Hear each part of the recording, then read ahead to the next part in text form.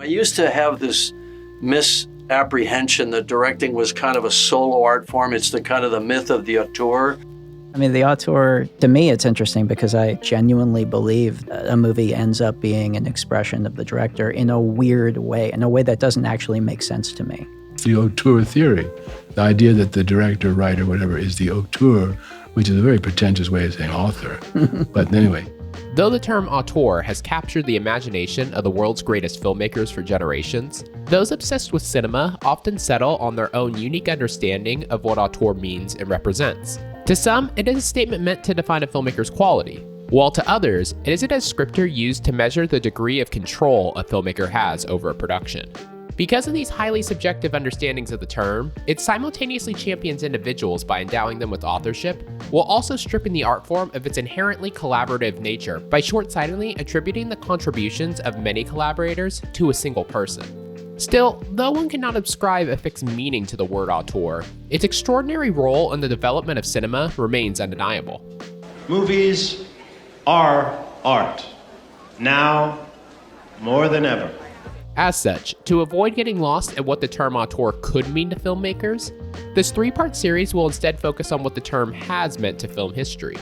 In part 1, the video you're watching right now, the primary focus will be the early life and career of François Truffaut, the French film critic and filmmaker who originally coined the term auteur. This section will explore how Truffaut's ability to find artistic merit in commercial Hollywood films led to his directorial debut, The 400 Blows. Upon release, the film helped kick off the French New Wave and, more significantly, the European art cinema movement, which inspired a worldwide revolution in film production and evaluation.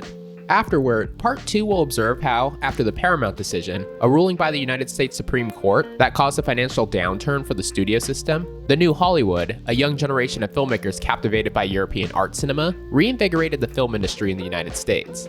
In this retelling, the introduction of the Auteur theory to film critics in the United States and its role in the production of Bonnie and Clyde will be at the center. Finally, part 3 will return to France and Truffaut to analyze how his film Day for Night revises his original conception of the auteur, again broadening how one conceptualizes the authorship of a film. To achieve this wide-ranging and far-reaching new appreciation of the term auteur, this series will now commence with part 1.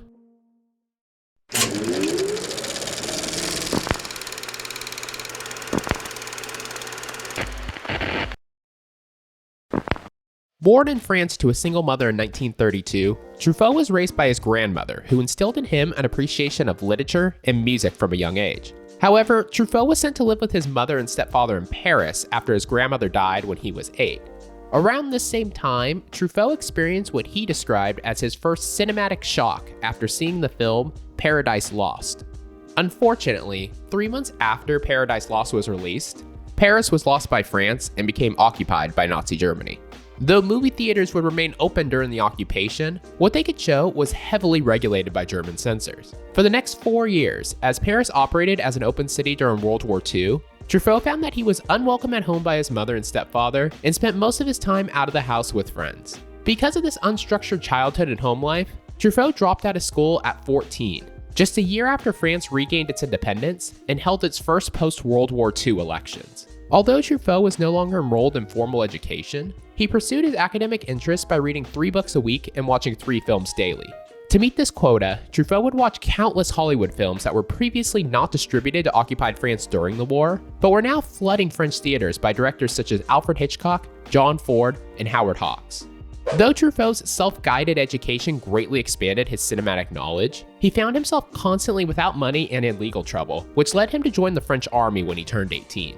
During his 2 years in the service, Truffaut continually tried to escape and was eventually arrested for desertion and placed in a military prison.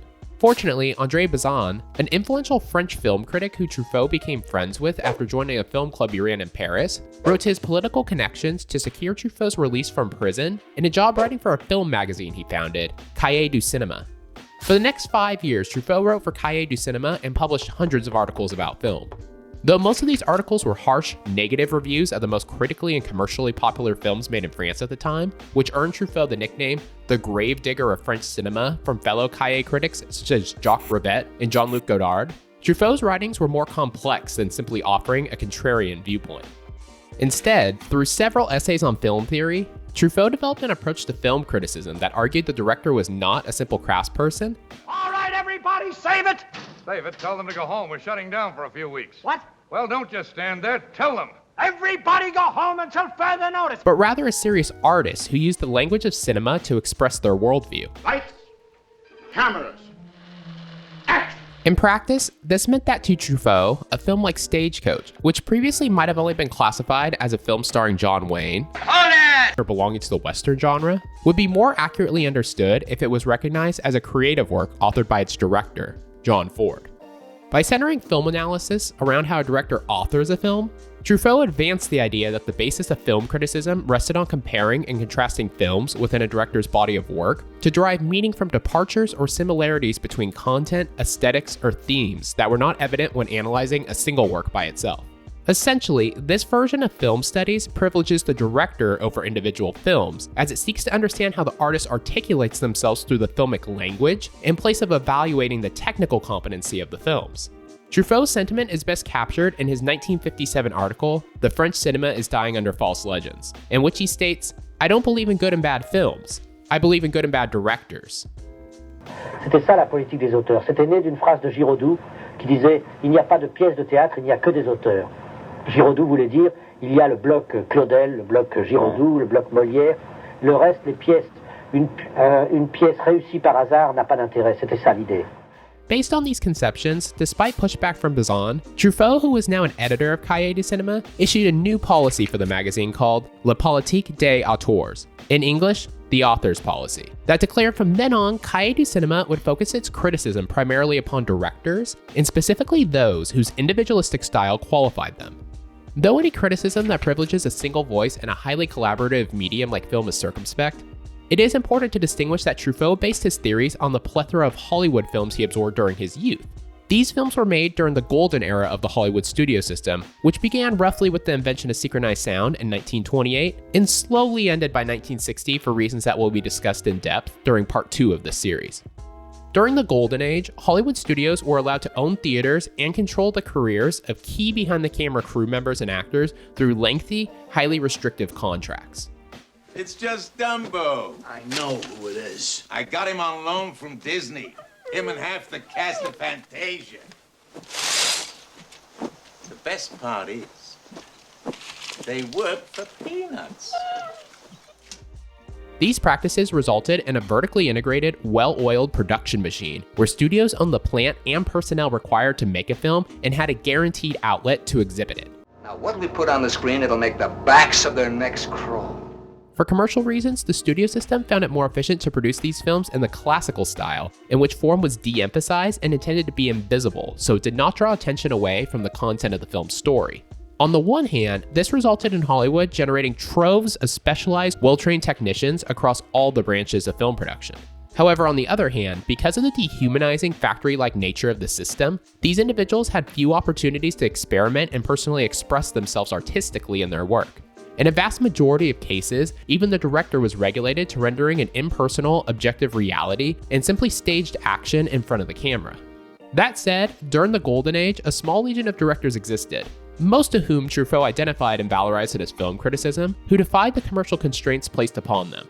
By wielding the system's resources and coalescing the efforts of collaborators, these directors managed to use their unique position within the industrial framework of the Hollywood studio system production model to author a film with a distinctly personal and singular subjective vantage point. With this context, it becomes understood that Truffaut's goal in writing about film was not simply to elevate the role of the director wholesale and diminish the contributions of the cast and crew, but instead to argue how the working conditions present during the golden age of Hollywood presented a production environment that awarded the director, above all others, the creative latitude needed to author a film. Say, honey, could you put that other hand up around your throat? That's good. Nevertheless, even if Truffaut's conclusions about filmmaking could be justified, by 1958, his controversial and hotly written film criticism had ostracized him from the established French film industry. As a result, that year, despite being admitted in prior years, Truffaut was the only prominent French film critic not given a pass to the Cannes Film Festival. Fortunately, Truffaut would attend the festival anyway with his father-in-law, Ignace Morgenstern, who was a film producer and distributor. At the beginning of the festival, Truffaut convinced his father-in-law to purchase the distribution rights to The Cranes Are Flying just a few days before it won the Palme d'Or, the festival's top award. To thank Truffaut for his business advice, his father-in-law agreed to use profits from The Cranes Are Flying to finance a film Truffaut was to write, produce, and direct, titled The 400 Blows. For the next year, after retiring as a film critic, Truffaut began to work exclusively on The 400 Blows when, coincidentally and symbolically, on the first day of filming, his mentor, Andrei Bazin, died of cancer. Though Truffaut's criticism was rooted in unraveling the complex machinery that produced Hollywood films, as an independent filmmaker in France, he didn't have access to anywhere near the degree of resources that directors in the studio system had, forcing him to devise a different approach to construct his film. As a result, using his own unstable childhood as inspiration, with The 400 Blows, Truffaut crafted a personal, honest coming-of-age story that dispatches the stiffness of studio filmmaking. By using newly invented, lightweight, and compact handheld cameras, which didn't require the massive amounts of light that was only obtainable on sound stages, Truffaut shot The 400 Blows in real locations throughout Paris and utilized unknown actors to create a naturalistic, quasi-documentary atmosphere. On a dit que les 400 coups, c'était un peu votre histoire personnelle. C'est un film qui est partiellement autobiographique et en tout cas ce qui n'est pas autobiographique est biographique. Autrement dit, tout est puisé dans la réalité, rien n'est inventé. After years of theoretically writing about how directors have the ability to leverage their position within the film production pipeline to make a film that reflects their personal vantage point, Truffaut had done so himself. Further, whereas Hollywood directors could only define their personal style by harnessing the relatively minuscule creative responsibility the constrained and commercially minded studio system bestowed upon them, Truffaut represented a new version of the film director who possessed the complete autonomy required to act on limitless artistic impulses. To honor his accomplishment, while Truffaut's actions as a critic got him disinvited to Cannes in 1958, he was awarded Best Director at the festival for The 400 Blows the following year. Among film historians, the release of The 400 Blows marks the emergence of the French New Wave, an artistic movement whose films are defined by their rejection of traditional Hollywood techniques and favor with experimenting with new stylistic tricks such as handheld cinematography, editing featuring jump cuts, and characters who directly address the audience to explore relevant existential social themes. On se trouvera un chouette hôtel chic et on régalera. Vous voyez, elle pense qu'à rigoler. À qui tu parles? Le spectateur. It should be no surprise that, like Truffaut, other critics from Cahiers du Cinema who advanced the idea that film was a tool for personal expression, such as Jean-Luc Godard, Jacques Rivette, Eric Rohmer, and Claude Chabrol, would divert their attention from writing about films to instead making ones whose content and style were informed by the times.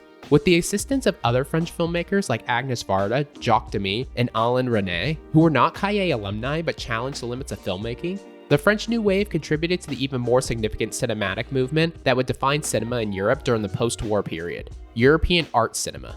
Acting as an antithesis to commercially minded Hollywood films, European art cinema simultaneously reimagined and rejected the rules and techniques that defined classic Hollywood films by purposely embracing their limitations to redefine how films conveyed their meaning. In breaking standard filmmaking practices, these films championed individuality over formalism, resulting in director-driven art pieces instead of pure entertainment that relied on spectacle. Across Europe during the 1960s, in countries ranging from Italy, Sweden, Spain, Poland, Czechoslovakia, and Yugoslavia, a new generation of filmmakers inspired by the French New Wave looked to break down the artificial limits of filmmaking employed by Hollywood to reveal a truth about the region of the world they were from. Not surprisingly, as the international world was rejecting the dominant Hollywood system, the industry was also facing pressure to transform domestically. By exploring how Truffaut initially conceived of the Auteur Theory by consuming the golden age Hollywood studio films that flooded French theaters after the war, this video has provided insight into how The 400 Blows contributed to a worldwide revolution in film production focused on artistic merit rather than commercial appeal. In the process of telling the story, the crucial role that both written film criticism and the ability for art to freely travel across national borders plays in the development of film production in history was a reoccurring theme.